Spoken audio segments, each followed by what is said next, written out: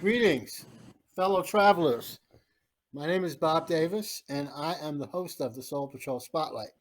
And I hope that that's what you tuned in to check out because that's what we're going to do for the next hour. Our producer tonight is the co owner of Soul Patrol, along with myself, my brother Mike. And we have a special guest in the studio tonight for your enjoyment and your edification. We have Mr. Neftali Santiago, who most of you know as being the legendary drummer for the legendary funk band Mandrill. So we're going to get into a discussion tonight of a lot of things that Neftali's got on his mind, past, present, future. Mhm. So we will be right back after we have this announcement from one of our sponsors.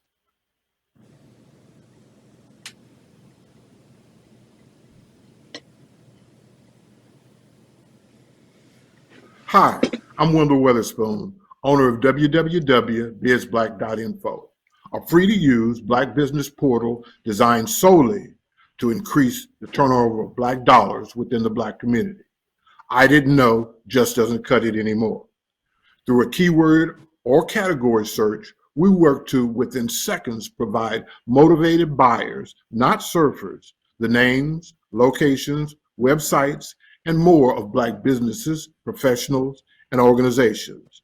Visit us today and bookmark www.bizblack.info. Okay, we're back. Um, this whole thing with Neftali and Mandrill and Soul Patrol, and I mean, we've done so many things over the course of time that it's only upon reflection that you can really see what an accomplishment it has been for Soul Patrol, for Mandrill, for Neftali.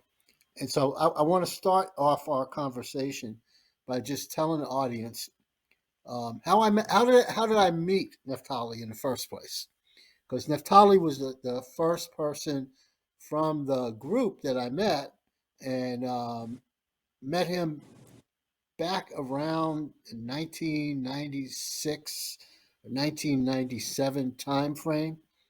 And I met him the way that met him. You meet a lot of artists online, and the way that I met him turned out to be a way that would repeat itself many times for me. And very simply put, I had a Mandrill page up on the website, the Soul Patrol website, and at that time the way that I created web pages was I just grabbed CDs off of my shelf and put them in because there were no web pages about any classic soul or funk artists or anybody. There were none. I mean, they had lots of hip hop web pages. They had lots of classic rock web pages, but there was almost zero for any kind of classic soul, funk, blues, anything having to do with black folks or anything. I mean, the internet was a desert.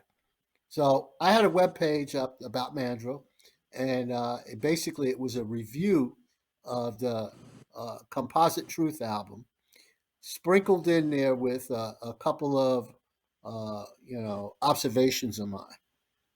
And so one of the things that happens when you're creating web pages in a vacuum, this is without having. I had seen Mandrill back in the day in concert, but I hadn't really seen him probably at that point in 20 years. And I hadn't kept up with what they were doing or anything like that. So it was really just a bunch of opinions of mine, and mixed in with some facts. So one day, nobody really said anything about it to me. They just were glad to see that it was there, that it just existed. One day, out of the blue, I got an email from Neftali Santiago, who I kind of recognized the name, but kind of didn't. Because, of course, you don't really know the members of any group. You just know the group. And so he told me, he said, I went to your website, went to your Mandrill page, and you've got quite a few mistakes on your page. And I just wanted to give you the correct information, uh, just so that it would be there. It would be the history that you're trying to get at is accurately represented. And so I looked at that email and I said, well, I don't know this guy from Adam. I don't know if he's who he says he is, because at that time there was no Facebook. There weren't a lot of pictures of people on the internet. So, Mhm. if somebody said that they were somebody, they could pretty much say whoever you want. I could have said I was Magic Johnson. Nobody would know because weren't a lot of pictures of me on the internet. And so there weren't a lot of pictures of Neftali on the internet.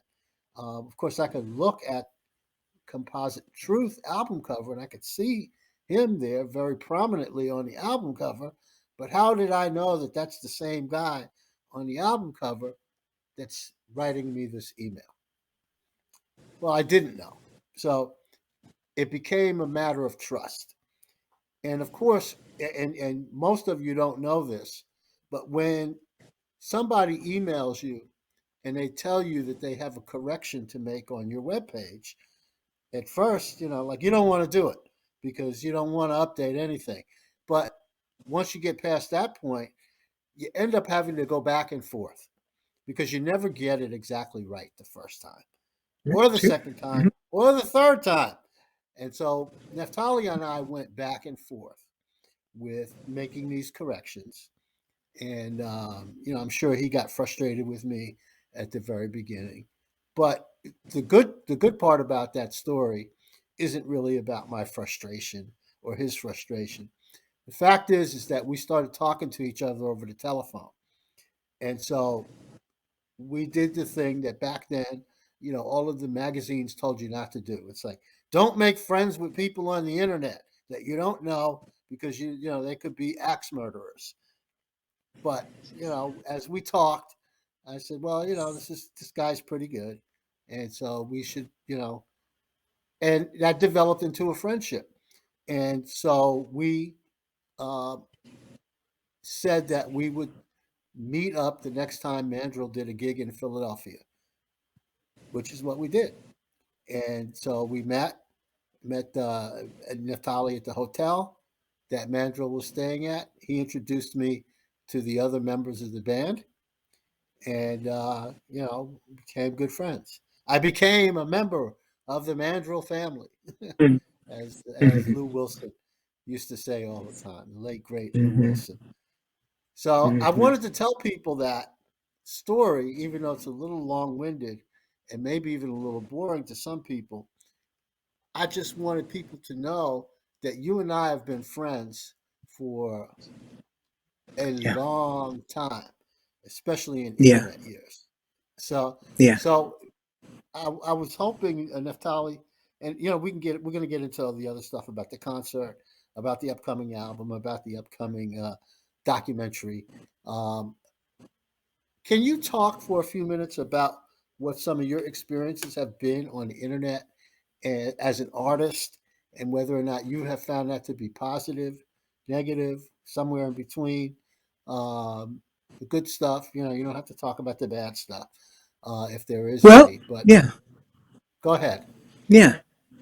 Well, it's important to me that the words creative freedom, that I hold true to that, because that's who I am. I tried to be a studio musician, you know, after Mandrill, and that didn't work for me. It's just not. My spirit can't be lassoed like that. And so, creative freedom is really important. Now, the internet comes along and offers that to me, and Hmm. it's really my creative experiences are now put to the test because anything's possible, and everything's possible through the internet. I don't care if 20 or 20 million people buy my record. It's something that I'm into and I want to share it with people. And I don't have to go to a record company. You know, Hmm. now you're not making a whole lot of money off of the internet, but what you are doing is your musical integrity is intact, and you're getting across to the world now instead of a selective audience that might have been like maybe where you came from, you know. So it's I find the internet very inviting, Bob, very inviting. Yeah. Okay, because you make good use of the internet. I mean, some artists don't make good use of the internet. They treat it kind of like, I guess, the way that they treated radio and TV and the old Mm, fashioned show business. It's not that. I mean, you have to be proactive. You have to get involved. You have to you have to do things like read what's on web pages to make sure that the information is being accurately represented. Um, yeah. and it's funny. I mean, and I know everybody that's here knows about the big farewell concert that Neftali's doing, and I've put some stuff up on Soul Patrol about that concert. I mean, he was he was he was up my ass just 2 weeks ago because I had some information posted incorrectly, and it wasn't that I did it on purpose or anything, but I mean it was not correct, and so this gets into this whole thing, which we're not going to get into, that is one of the biggest topics of conversation in modern day America, and that's about misinformation on the internet and how it has impacted everything from businesses to government to politics. So it goes far beyond the realm of music and entertainment. Making sure that you get the information is one thing, but making sure that you get the correct information is, Yeah. sometimes that's not as easy as we would like to believe that it is. Yeah. Um, so, but your point about creative freedom, I want to talk about that a little bit. Um, One of the things that um, you participated in, that we did as a project on Soul Patrol back in 2007, we came up with this thing that we called the Soul Patrol virtual album. And so Hmm. the idea behind the virtual album was that we knew all of these independent artists that had some level of association with Soul Patrol, and we wanted to give them an opportunity to put their stuff out there, market it um, in as inexpensive a way as possible. And Neftali was one of the artists who raised his hand and said, "Hey, I got some music, that I produced myself, that I own, that can be part of this." And it was, and it was one of many, and so I wanted to just thank him for participating in that at that time. I was ahead of its Hmm. time. What we Hmm. what we accomplished with that. Hmm. I wanted to mention that, but that's a perfect example of what you call creative freedom. It's like nobody, you didn't have to go through any record label. It No. was no attorneys involved. It was No. No no licensing. no licensing. It was like okay, but we said that we would only have it up on the site for 90 days, and we Hmm. we we maintained that, and you know we kept our word, and because there's people today that ask me about that. They're like, "Can I get a copy of that album?" I'm like, "It's out of print." Hmm. I said, "Well, Bob, how could it Hmm. be out of print if it's virtual?" I said, "Well, we stopped selling it after 90 days. You can't have it at any price." So, but it lives on. It lives on. That album has been a part of many, many, many different radio projects that I've been involved in, and that other people from Soul Patrol have been involved in, where people have said to us, they said, "Well, can we play the songs on our radio show?" Yeah, sure, you can play them on your radio show, but nobody can buy them.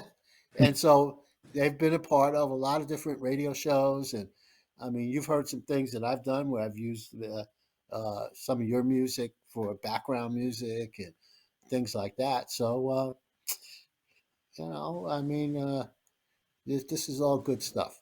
Um, but let's go back and talk about you're doing this concert in Bristol, PA, this week, Yeah, and yeah. you know, I'll be there. In fact, Neftali asked me to be the host slash MC for the show on Friday night. So any of you that are coming to the show, you'll see me out there and definitely say hello. But what how did Co-host. this evolve? Co-host, okay, Yeah, co-host. yeah, yeah. How did the idea for the show evolve? What's the Let me point tell of you, the show? this is a good question. Um, Hmm. well, let's take it back to that last Mandrill gig, which was Okay. 2005. Okay. When health wise, I just was you know exhausted and trying to find out what the heck was wrong with me. And so it took a while. So I had to leave the band because it wasn't healthy for me to be on the road. Every gig that I was having, I was having problems. You know, and one thing that the band didn't do a lot of was rehearsing. So a lot of gigs that we did, like Montreux, um, there was like one rehearsal. So that would really take a toll on me, physically as a drummer, having muscle problems. I mean, I was misdiagnosed with MS and then find out later that I actually had prostate cancer. So they went in and they cored out my prostate, but at that point it was too late.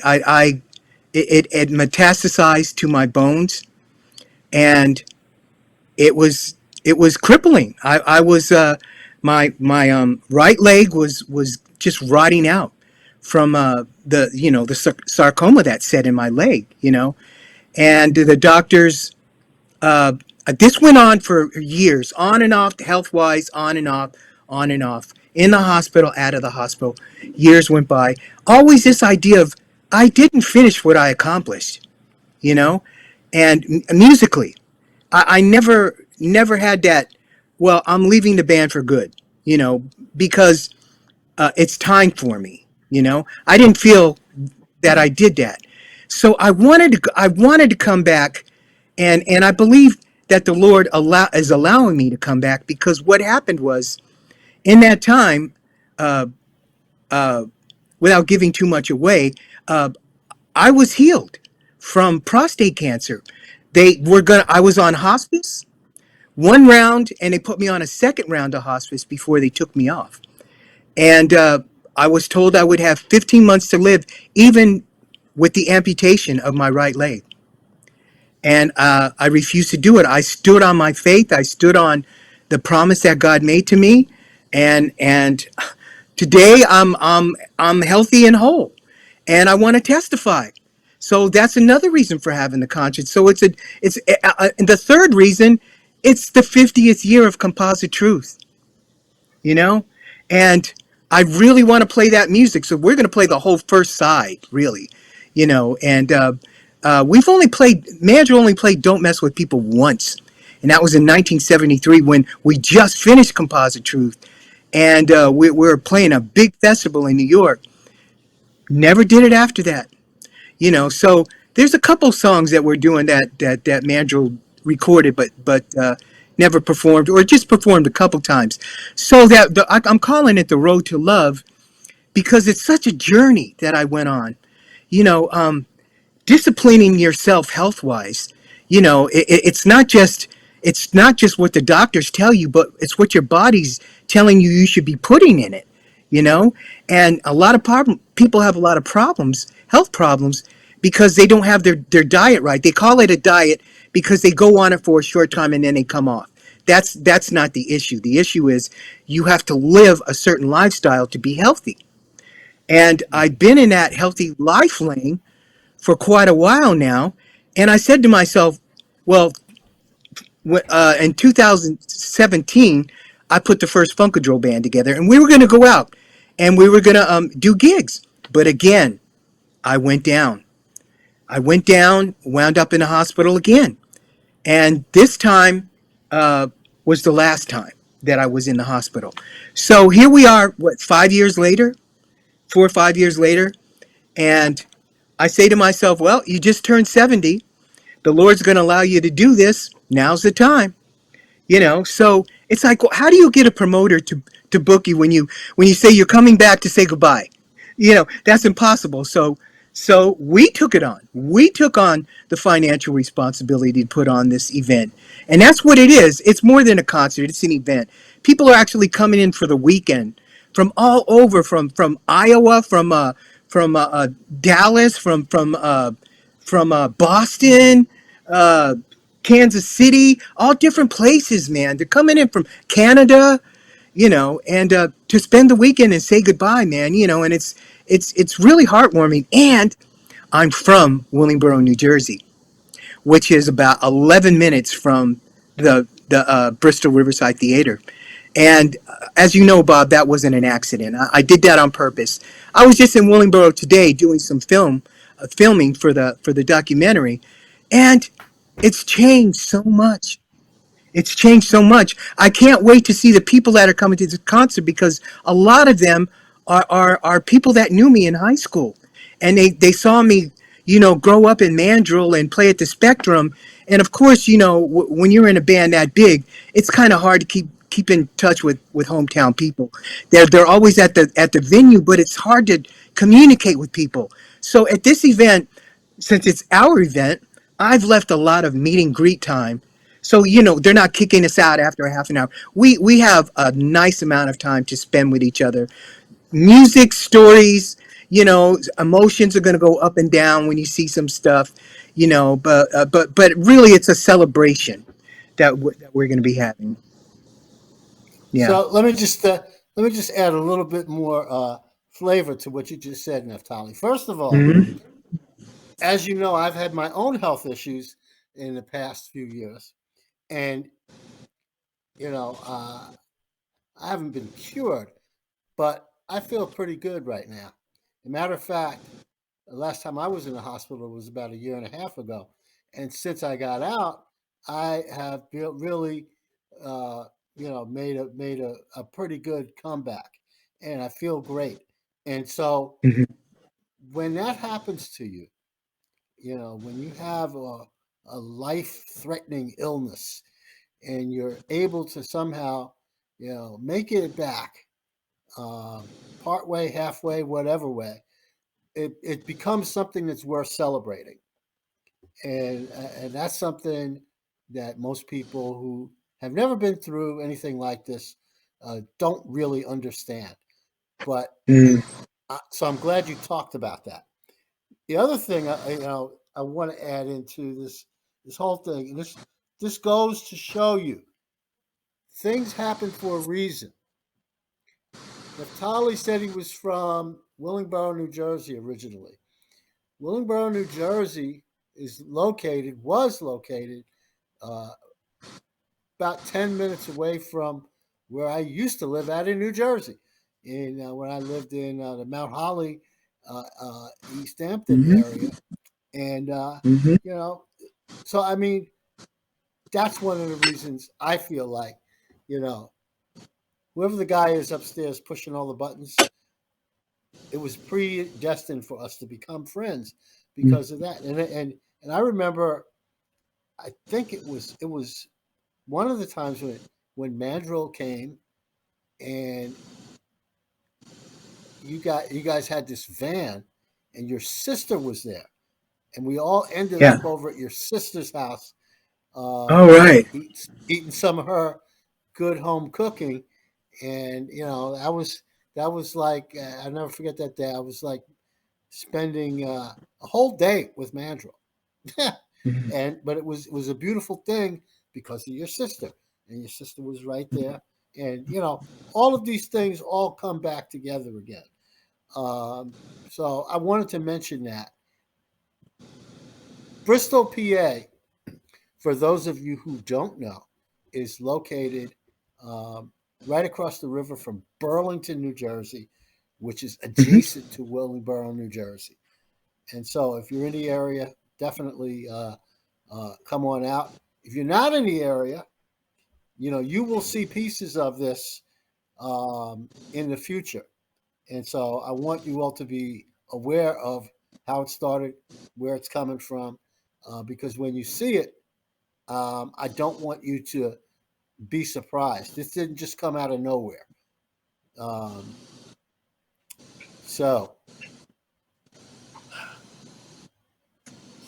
while we're on the issue of the health issues, Gary T, who's out there, he's out in Chicago, and so if you ever do anything out in Chicago, you should definitely hook up with Gary. He's got a radio show out there, Neftali. Mhm. Uh, he says that your story is amazing. He didn't know about your health issues, but he's glad that you fought through it. And Gary's been a long time Mandrill fan, so he's Mm. definitely been a fan of yours for a while.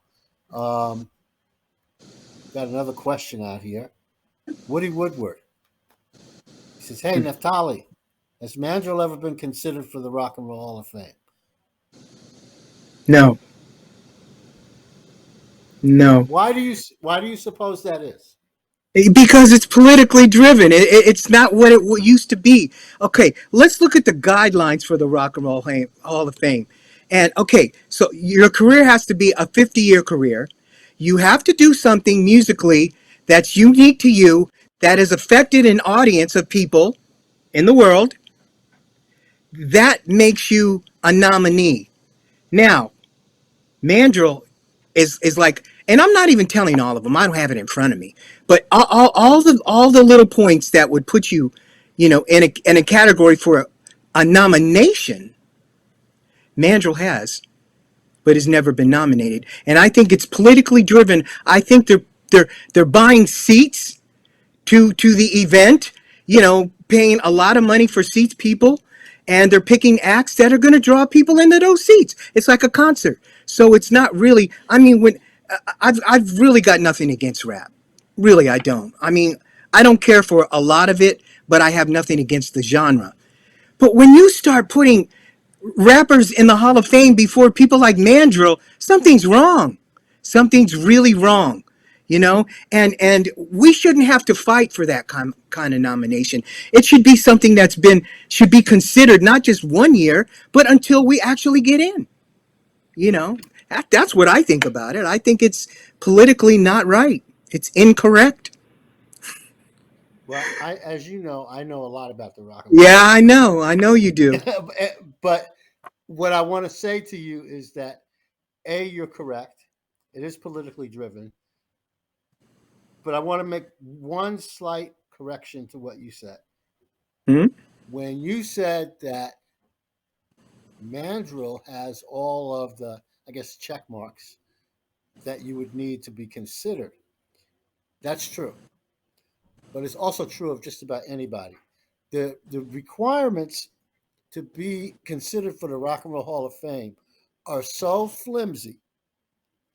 All you have to do is has to be 25 years since you made your first recording. You had to have a recording that was sound scanned, I guess you'd say, or whatever the equivalent of sound scan was back in the day.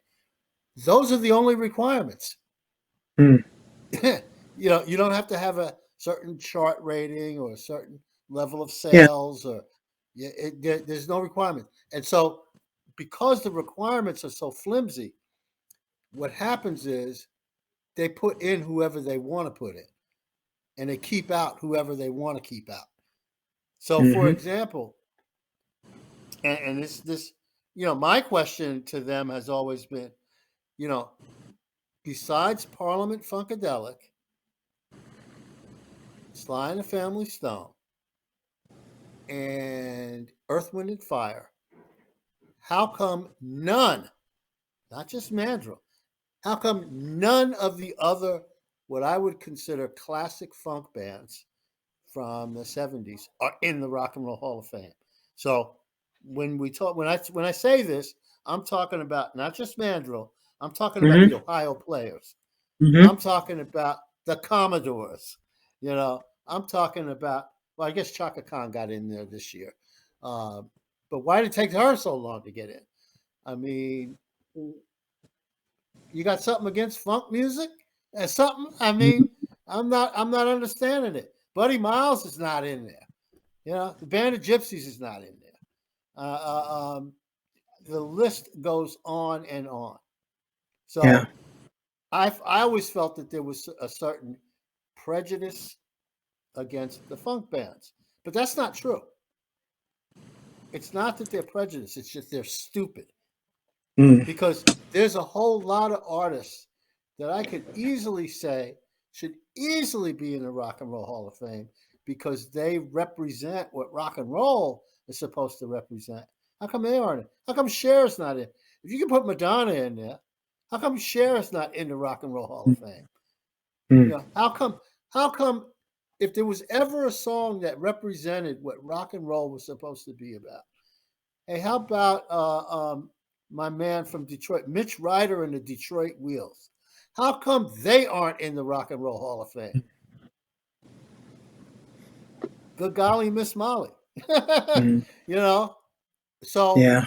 what it is what it comes down to. It comes down to money, and it comes down to who can we induct this year that will a be able to sell tickets the Hmm. way that Hmm. they used to do it.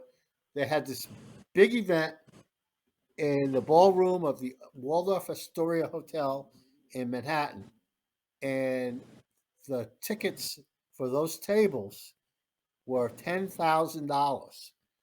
Mm. So that also becomes one of the criteria for the selection process, because if you get selected, you have to buy a table. You have to spend $10,000 with them in order to be at the ceremony. Yeah. So there have been a number of artists that have gotten selected to the Rock and Roll Hall of Fame that said, "Hey, I'm not paying 10 grand just to come to your party," and so they they took it away from them. They said, "Okay, well, if you won't buy a table, then we rescind our offer to bring you in." The Sex Pistols were probably the most notorious of that people that did that, but they're not the only ones. Mm. So here's what I try to tell people, and this kind of goes back around to your Willingboro story. I wish people wouldn't worry so much about the Rock and Roll Hall of Fame. It's nice. It gives you some additional exposure. You know, if you're an artist that's out there doing gigs, you can raise, you can charge more money. But at the end of the day, what really matters is not being inducted in the Rock and Roll Hall of Fame. What really matters is the people who are really your fans. Do they continue to support you? And do they continue to um, love your music the same way that they did for 15, 20, 30 years? And are people from your hometown willing to do something for you? Because that's really what it's all about. And Mm. and, and I learned that from, of all people, Archie Bell. Mm. Remember Archie Bell and the Drells? Sure. Sure. I Huh? used to do Tighten Up. Tighten Up. I Yep. interviewed Archie Bell, and that song literally put the city of Houston on the map because he talks about the city of Houston in the song, and so Archie Bell is synonymous with Houston. Well, a few years ago, they named a street after Archie Bell in Houston, Texas, and I mean, I love Archie Bell. I became friends with him and his wife as a result of doing the interview with him. But Archie Bell's never going to be inducted in the Rock and Roll Hall of Fame, and they know it. But there's a street in Houston, Texas, named after Archie Bell that'll be there 20 years from now, 30 years from Mm. now, 50 years from now, 100 years from now. There'll be a street named after Archie Bell in Houston, Texas, which is his Mm. hometown. and there'll be little kids that'll be growing up in Houston, Texas, that'll know all about Archie Bell. So, I mean, maybe Willingboro can do something for Neftali Santiago. You know, Well, I everybody's don't saying, know. yeah, well, that's something that you can work on. But that I what I have seen is over the course of the past 20 years or so, is artists are not as concerned about being in the Rock and Roll Hall of Fame as they are getting these awards from the cities that they're from. So, for example, in Philadelphia, there is a you know where the Academy of Music is, right, in Philadelphia. On the sidewalk, they have a thing. They have these bronze plaques that are embedded in the sidewalk in Philadelphia, and every year they add more and more to them. And those bronze plaques are very simple. They just have the name of an artist who's from Philadelphia, and it's embedded in the sidewalk right outside of the Academy of Music. I think that's really cool because now you got something that's right there in Philly. Harold Melvin and the Blue Notes are there. Patti LaBelle and the Bluebells are there. The Delphonics are there. And all of these. What Oh, happened? You didn't pay the electric bill, Natalie? I'm in my hotel room. Something happened. Uh-oh. I don't know what happened. I don't know what Well, don't. happened. I tell you what. We can still see you a little bit. So why don't we just pretend that we're on the radio? Okay, Can you see your computer seems to be working fine? yeah. It's the lighting in this room. The, the hotel didn't pay their electric bill. This should be all right. Oh, now we can see you. Yeah. That's fine. So maybe Willingboro can do something for Neftali Santiago at some Yeah. point in time. Maybe. Yeah, you know, Maybe. uh, but cities all over the country have now started doing things like this for the artists that come from. You know, Bob, I worked with the city of Los Angeles, Right, and they had a program for inner city kids, and they called it Your Time Is Now, and it's for Gen Z generation. And they asked me to write a song for it, and I did, and I actually mentored a lot of inner city kids that were interested in music. So there's the time where you have to give back. You have to start. You know, all this information is inside of you, and these kids don't know what to do with this talent that they have inside of them. And so the school system got together with all these different mentors, doctors, musicians, all the different trades. And you right, go there once a year and you speak to the kids, like career day. But this went further. This actually had a ceremony where they're giving out awards and scholarships to kids, and it's a really good program. And I think that's the direction that I'm headed in, is mentoring and teaching, because I think that my talents are best used in that way. I mean, I've been a youth pastor for I was a youth pastor for 18 years. From sixth grade to 12th grade, I had, and a lot of them didn't even know how to play an instrument. By the time they left, they not only were playing instruments, but we wrote 3 songs for the city of Reseda for their 100th birthday. And that's pretty amazing when these kids couldn't even play. So if you don't put in, nothing comes out. So that's important to me. It's not about me anymore. If I'm worried about my ego being bruised because somebody doesn't like a song that I wrote, or they don't like this record, or they don't think that I'm worthy for an award, that's not going to bother me at all. Because you know why? Because I know I put my heart and soul in that, and it's good. I know it's good. I know it's good, and that's what matters. If it's pleasing to me and pleasing to my God, and when it comes to funk, there is nothing funkier than a funkadrill song. you know. And hey, man, it's you got to keep it alive, or else kids they're just hearing it on record. So you got to bring it home, man. You got to bring it back to them. And introduce it in a way that they can digest it. not just on vinyl and CDs, but here's somebody right in front of you that went through this whole process. Listen to him, you know? So I don't know if that was a tangent or not, but No, no, no, no, no, no. Because first of all, I wanted to ask you about the rap music comment that you made earlier. hmm?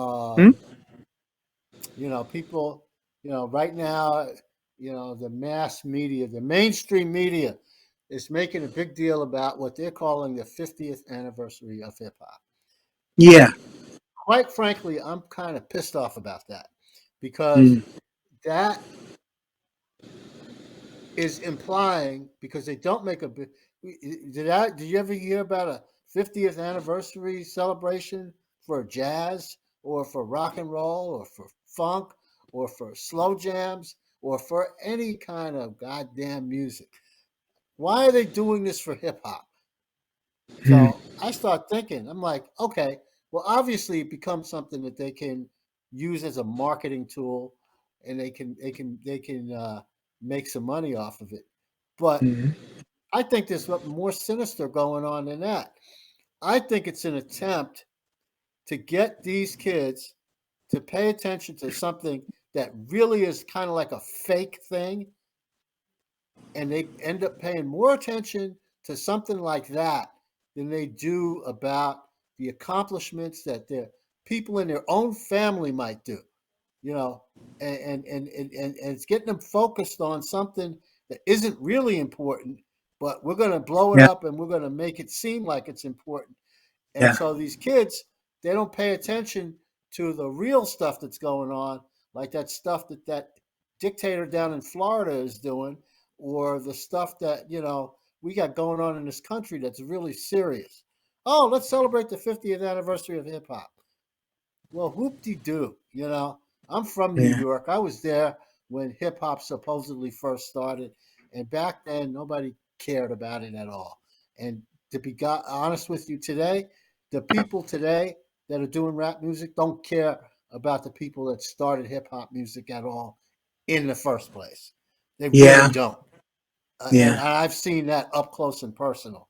But I wanted to Yeah. lead this into it. I wanted to use that as a segue to do two things. To say, yes, we need to do more with younger people because they really don't know. They don't. And I hate to quote Bill Cosby, but because of everything that has come out about him. But remember what Bill Cosby used to say about kids? That kids are really brain damaged. Remember that? Mm. That was one of his routines. Kids are brain damaged, and so if we take that and we understand that kids are brain damaged, so therefore we need to fix their brains, which means that Mm. we need to work with them and we need to get them to understand the struggles that the people that came before them actually went through and the advantages that they have over those people to be able to do great things in their life going forward. So Mhm. I applaud what you said earlier, and obviously, if there's a way for us to get involved with that, we'd love to also. Yeah. So bookmark that. The other thing is in your bio, you mentioned that you have worked with some of these rappers, like Kanye and I guess some others. Can you tell us how that process works? I mean, do you actually go into the studio, or somebody like yourself? Do you actually go in the studio with them, or do you email Sometimes. them? Do you email them beats, or how does Some. that work? Yeah. Well, it all depends on where you're at, where they're at, and the time frame. Mhm. Because uh, with Wyclef, we never even met. Everything was done, through files. You know, um, with Kanye, it's a lot different. He's a really creative person. You know, um, he sampled mandrill samples that everybody sampled though. Eminem, the peace and love sample. Mhm. And it's really popular. I don't even know why, but it is. That Two Sisters of Mystery. I think is the most popular mandrill sample out there because it's most identifiable. But that one has made a lot of money, and I I don't really like going into the studio like with Snoop. Hmm. There was no contact at all. It was just a track that he had of mine. No contact. But when I have gone into the studio with rappers, and I won't mention any names, it wasn't comfortable. First of all, I don't like the dialogue. The dialogue was totally out of anything I was comfortable with. I Hmm. don't understand why you have to keep talking about money and sex and getting yours and hurting him and I don't is there anything else to talk about besides that? I mean, where's the hope?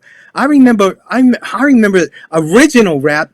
It meant something. It was talking about what was happening in the streets. Now it's just talking about I don't nothing. I don't get it. I some rappers I do get, and I know it is confusing to me, because I want to like the genre, but it's getting so dark right now.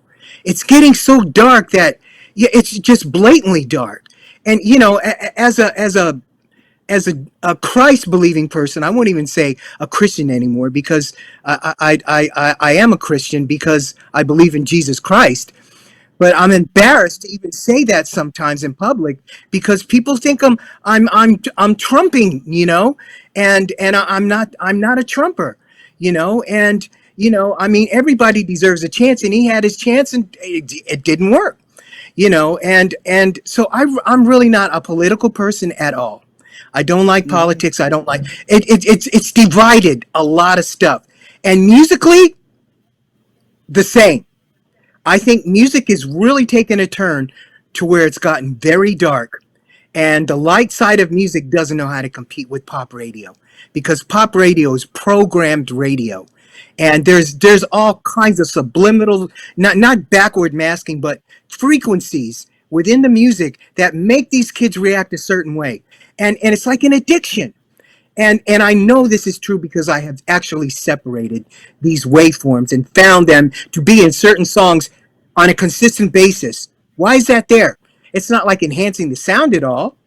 It's actually annoying when you separated it. So I mean that's a real touchy subject for me, uh, rap and pop because pop seems to be rap now. Rappers almost on every commercial. So I have Well, to consider it pop music at this point.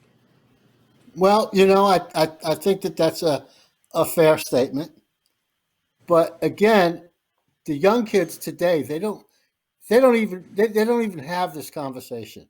I mean, I personally, I wish that they had changed the name of rap/slash hip hop back around 1990, because what we call in rap music today, hip hop music today, has absolutely nothing to do with rap and hip hop music that was created in the 70s and 80s. It's completely different. It's Yeah, it simply is. called something different. Um, Yes. so, a number of people, it's interesting. This topic is hot. Got a couple of people in the chat room here that expressing some opinions. So I want to just throw those out here, and Mm-hmm. for you to respond or not respond. Mm-hmm. Mm-hmm. Sally and Daryl, they've said hip hop is attached to a specific date. Why that is, I'm not sure. Unfortunately, there's no specific date attached to the other genres. That's not true, um, because there's a specific date that you can that Louis Armstrong used to talk about the creation of jazz, and in 1900 in New Orleans, um, and if you look in dictionaries and Wikipedias and stuff like that, they regard the start of jazz as Louis Armstrong's birthday. Mm. So I mean, it could be done, but I guess I'm less concerned about it being done for the other kinds of music than I am questioning why is it being done in the mainstream for hip hop. I mean, I can turn on CNN and they're talking about the 50th anniversary of hip hop. I can turn on MSNBC, they're talking about the 50th anniversary of hip hop. I can turn on Oprah Winfrey and she's talking about the 50th anniversary of hip hop. Boy, oh boy, How did they get that to be such a mainstream thing? Who are the Hmm. marketing geniuses behind that?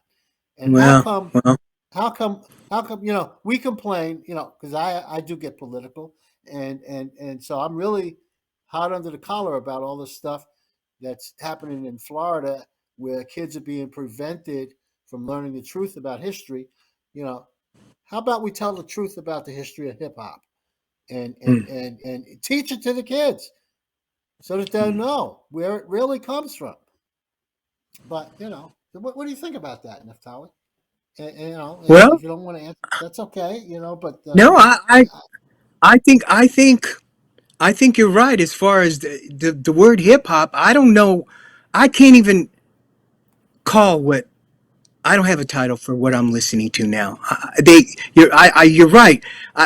They should have changed the name a long time ago to something else because it evolved into something else.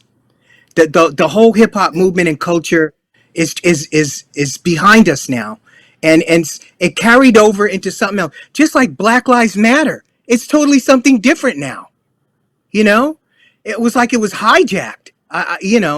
It's really really strange, and I think the forces behind it are the powers that be.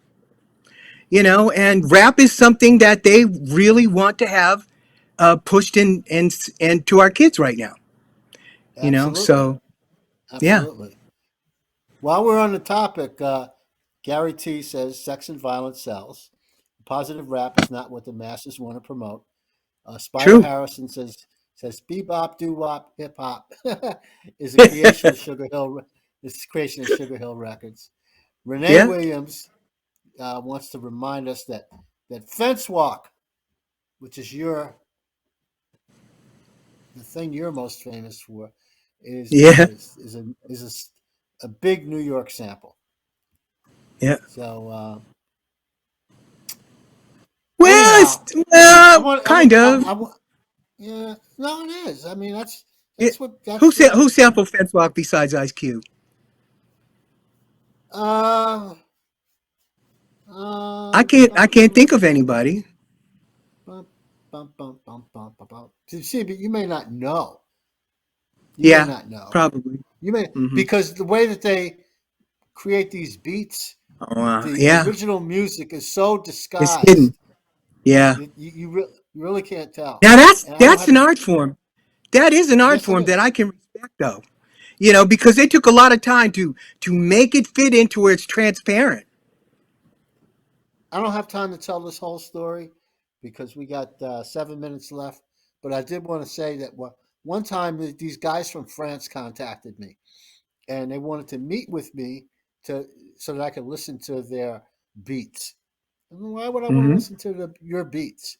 And they badgered me and badgered me and badgered me. So I met with them, and so I met them in this Cuban restaurant in Jersey City, New Jersey, and they had their beats on their computer. So they pulled out the computer, put it up on the table, put the head. He said, "Put the headphones on. Want me to listen to it?" And they said, "Well, these are our beats. We want to know what you think." Okay. I listened to them. I said, "Okay, well, so what? Not impressed." And they said, "Oh, well, can you tell where they come from?" No, I don't. Those are all Brenda and the Tabulation songs. I said, "Really? I would have never guessed that in a million years." Mm. But you can't always identify where the Yeah, original it's songs true. come from. Tootsie Let's Roll. talk. Tootsie Roll. I never knew that Can You Get It was in Tootsie Roll. But you start separating it, and there it is. There it is. Yeah, Da-da, da-da, bum, ba, ba-da, right there in Tootsie Roll, man. Big song. None of us even heard it. we got 6 minutes left. Let's talk for a few minutes about the concert, Hmm. and let's talk for a few minutes about the documentary. So, Hmm. at the concert, because I know a bunch of the people that are here in the chat room, they've all seen Mandrill before. What are Hmm. they going to hear at the concert that's going to be any different than having gone to a Mandrill show, let's say 15 Well, years ago? well, first of all, we're not Mandrill. So of Right. course we're going to be different, you know. Okay. Uh, Okay. so I don't. What my goal Mm-hmm. is for you to really appreciate us taking the time to try to get the music right. You know, Mm-hmm. we're not some top 40 band or some tribute band. I'm actually trying to bring the original sound of the band back. I mean, you can't duplicate the Wilson brothers. It's impossible, you know. Mm-hmm. But what you can do is you can carry on and you can play the music and have respect for it, and people will still enjoy it. You know, it's not, the music isn't that far out there that nobody could actually play it. It's just that musicians don't take the time. We have taken the time. I have taken the time to do that. Working with young people and older people, bringing them together, it's a challenge and it's a risk. But if you don't start moshing young and old together, you got to give them that experience. You got to throw them out there in the pool and let them swim. You got to do it. That's another reason for this concert. And so what you're going to be hearing a lot of Mandrill songs, and you're Mm-hmm. going to be hearing songs from my new album also. You know, Release the Funk. That's not released yet. So When is that going to yeah. be released? Well, I haven't got a deal for it yet. Okay. So you're not going to do that indie. You look for a deal for it. Okay. Yes, because Uh, I want it to be considered for a nomination, because you know what? I need to press people on this issue. You know, there's a funk mhm. category and no funk out there. I've got the funk album of the year. It needs to be nominated. Tell me why not. So, uh, tell us about this documentary. The documentary is my life journey, man. From Willingboro when I started, Mm-hmm. back in '68, Mm-hmm. and then going to Philly with Barbara Mason, the Delphonics, the Manhattans, doing the Chitlin circuit. It's all about that. It's about my road to love with Mandrill, working with the Chambers brothers, and working with the Alings, the Jimi Hendrix background singers, Yep. and we're called Prana at one time. That album is beautiful, man. It's a great album. So this road kind of tells you where I'm at, where I've been all these years. I kind of synopsisize the whole thing, and top it off with some great music, man, and testimony. Tell people how God healed me, man. I have to do that. Well, You know. that needs to be almost the first thing, because speaking from my own experience, again, it feels so good to just be here. Just Yeah. be here. You Yeah. know, and to be able to have this conversation with you and everybody else, um, that's a plus plus plus plus plus. Everything else beyond that is gravy. So I want people to understand that. So Yeah. where where will people be able to see this documentary once it's done? Netflix. Netflix, okay. Yeah. And when do It's you more. anticipate that it'll be on Netflix? Oh, next year sometime, late next year. Late next year. Yeah. Okay.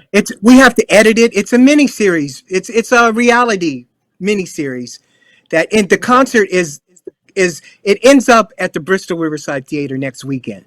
So Okay. you'll be seeing all this stuff happening leading up to the concert in the documentary. Okay. Yeah. Okay. So So it's we going to be have. very. I've just I've just been informed we have 11 more minutes. So Oh. thank you, Mr. Producer. Hey, Um, Mike. so um, Gary T says, I believe, I'm not sure if he's talking about Fence Walk. Um, I believe that King T sampled it on a song from the King in New York soundtrack. Yeah. I assume he's talking I don't about even that. know who that is. I'm sure if you go on Who Sampled Mandrill, you could see all the different samples. Well, the electricity came back on. Well, you're living. That's because you're living right, man. You're living right. So back to the concert for just a moment. Yeah. If you if you you'll correct me, I know you will because you always do. Um, if you're interested, if you're interested in coming to the Yeah. concert and you're Mm-hmm. interested in knowing what's going to happen there, Mm-hmm. um, some of the songs that are going to be performed at the concert, you can Mm-hmm. hear live studio versions of those songs out on YouTube. If you go to my website, soulpatrol.com, you can hear some of the there's links out there to YouTube, or you can go direct to YouTube, or you can go to and Neftali, you have them linked from anywhere else that you want to tell the audience Yeah, about? no. Mm-mm. Okay, YouTube. so That's it. you Yeah. you you can actually listen to and get a feel for what this music has been, should have been, is today, what it's going to sound like in the future. I am really excited about being at the concert. Even more excited to be the co-host for one night at least, and because this is what I live for, is stuff like Mm. this. Yeah, Me I too. mean, this is what I live for. After all the Yeah. other BS goes away, Yeah. it's like, Right. give me, give me some funk, give me some fun. Let me I let know, me man. just. And Bob, I don't mean to come off arrogant, but people, it's music is really special that came out of the '70s, and and Yeah. and and to, uh, and to present that music and not be on point with it. Oh man, it's like people don't know what they're missing. So when they're going to hear, Funkadro Mandrill Experience, I'm really trying to give you what we created, and that's so rare these days. You rarely go hear a band that sounds like they did back in the day, or even Yeah. better maybe, because they've been doing the song so long. It's at a certain point you do have to say goodbye, you know and for some people that time came and went, and they're still doing it. But I mean, if there's an audience. But what I'm saying is, it just should be more than that. It should be an experience that when you go there, oh man, I want to take you back, Bob. I want to take you back to when you heard this music the first time, and just keep you there for the weekend, man. Let's just all just go back for the weekend, and Yeah. enjoy it. And enjoy it. Joe Keys is gonna be there. He's got an amazing band. He's like a cross between Sun Ra and Gil Scott Heron. I know it doesn't make Ah, sense, but it works. no, It no, it does make works. sense. It does make Yeah. sense. Yeah, and it's Well, really interesting, man. And the energy is totally complements, the mandrill music and funkadrill music. So it's really going to be a really deep night of real music. that's what it's all about, as far as I'm concerned. It's like I meet, so many people on the internet, especially people that call themselves collectors. And I meet these people, and they're always, asking me, how they can get a hold of this 45 or this vinyl album, and I'm like, how the hell do I know? And they're like, well, you run Soul Patrol. You're like, you should be like the number one soul music collector and of all time. And I'm like, no, I'm not a collector at all. I'm a listener. I'm not a Yeah, collector. I don't yeah. care about something. You got a serial numbered copy of some vinyl album. Who cares? What we used to do with vinyl albums. You know, and this is going to sound like blasphemy, but people I knew used album covers as as dustpans. Oh, you know, wow. and I know that That's the cold thought blooded, of man. that yeah that's blasphemy to these collectors. But I don't care about having an item just for the sake of having an item. I really care about the music, though, because Yeah, that's what yeah, I want to listen to the music. Oh, yeah. somebody just typed in here and said I'm a serious vinyl collector, Mr. Davis. So I guess he Is that he didn't Woody? like what. Yeah, that Is was it Woody. Woody? Yeah, Woody, I that was just Woody. came from his house, Bob. He's a Oh, serious collector. It's wall to Okay. wall.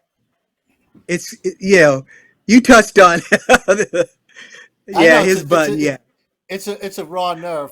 I know for some it people. is. I'm Yeah, just not one of those kind of people. Uh, yeah, and he says yeah. I never used vinyl covers as dustpans. Okay. I'm sure he did.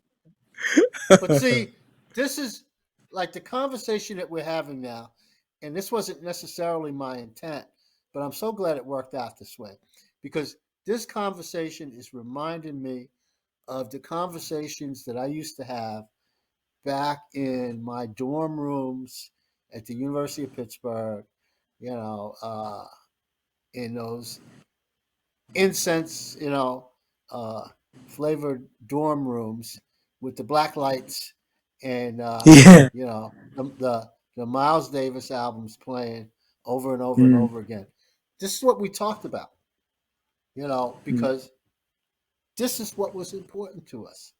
And the fact that we seem to have lost our ability to think of these things as being important, to not trivialize them.